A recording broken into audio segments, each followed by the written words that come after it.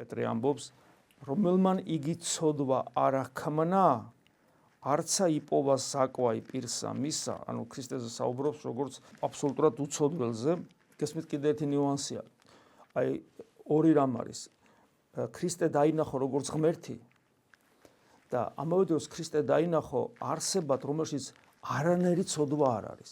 აი ამის შეგრძნება, იმიტომ რომ ადამიანს აქვს ამის უნარი, ქრისტეს ადამიანს აქვს შემეცნების უნარები, ძალიან ფართე სპექტრი აქვს შემეცნების უნარების.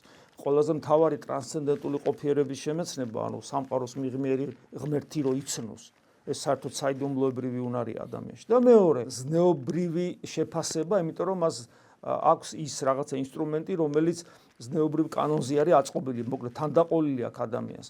წესით თუ ადამიანი არ გაპირუტყდა, ხო ადამიანმა უნდა ღმერთიც იცნოს. ადამიანმა უნდა მიხვდეს სად არის სიმართლე და სად არის უსამართლობა, სად არის სიკეთე და სად არის ბოროტება. წესით ასეა. და ქრისტე ორივე შესაძლებლობას იძლევა. თან ღმერთია და თან კიდე ადამიანი აბსოლუტურად უცოდველი. ორივე უნდა დაენახათ. მაგრამ აი ისინი, ვინც მის გამოჭერას ცდილობდნენ და თან ამავე დროს ვითომ ღმერთს ეძებენ და რელიგიური ადამიანები არიან, ისინი ვერც ეს ხედავენ და ვერც მეორეს. ამიტომ აქცენტირება აქვს პეტრე მოციქულს. ცოდვა არ აქმნა, მზაკრობის ნასახი არ არის მასში.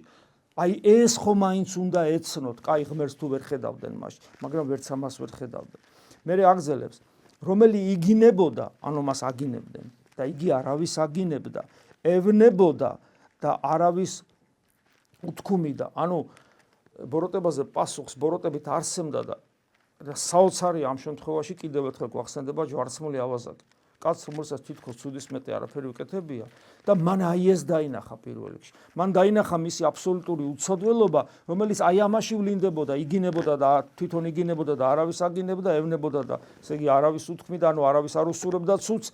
აი ეს დაინახა.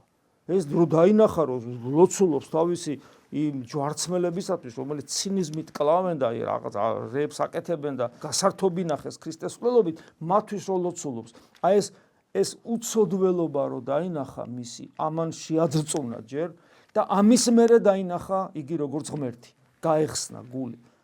ადამიანს, რომელსაც თითქოს ცუდის მეტი არაფერი უკეთებია, უცნაურია, რა თქმა უნდა უცნაურია. და ეს კიდევ ერთხელ ნიშანია იმისა, რომ ჩვენი კარგი ბიჭები და კეთილი საქმეებით კი ვერ დავინახავთ ღმერთს. ეს არის შინაგანი რაღაც საიდუმლოებრივი მდგომარეობა ადამიანისა, რომელსაც ბოლომდე სიტყვა სიმდაბლეც კი არ გამოხატავს, თავდაბლობაც კი არ გამოხატავს ამ სიტყვას, ბოლომდე იმდენად საიდუმლოებრივია.